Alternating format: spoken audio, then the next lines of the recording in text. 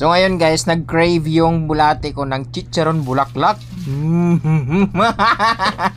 So ito, bumili ako ng masentry ng baboy at saka yung mga small intestine na ginagawang chicharon bulaklak. Pagkatapos kong timplahan ay pinakuluan ko at ngayon ay sinasala ko na ito. So ang bango din yan, no? Kahit di pa naprito, parang ang sarap-sarap na.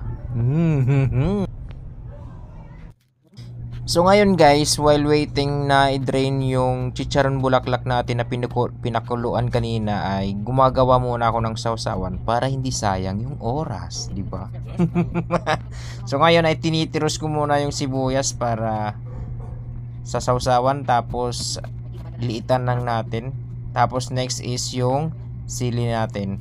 So guys, sa mga waray guys, so shout out sa mga waray. So waray din ako. Pag sinabing sili ay bastos yan, no?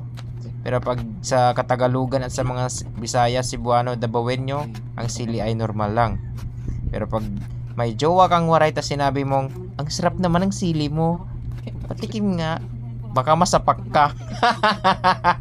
Lagyan natin ng asin, ng suka. It looks so yummy. Karasala.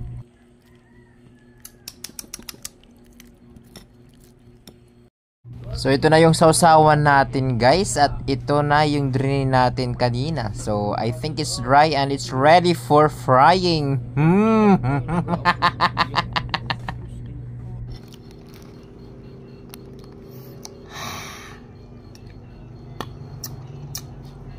Perfect.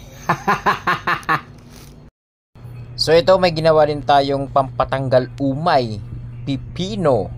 At ito yung sausawan naman niya. So next is maglagay na tayo ng mantika sa ating karaha o kawali.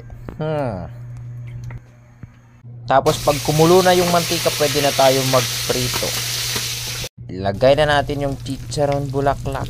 At ito na nga, after ilang minutes.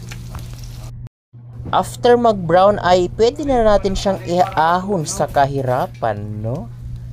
Tanawa gyud, kalami ana. Uy, nilagyan ko pa ng lightings yan para mas maganda. Karasala, makaon-kaon na pastilan.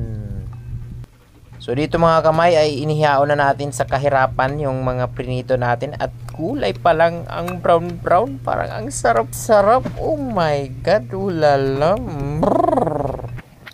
So yung natirang priprituhin ay ilagay na natin sa mantika at prituhin na natin, at ako'y natatakam na sa aking naprito.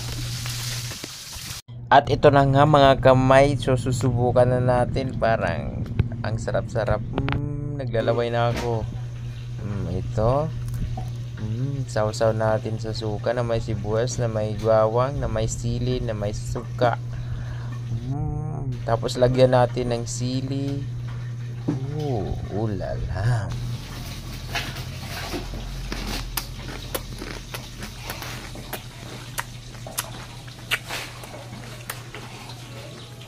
Mami.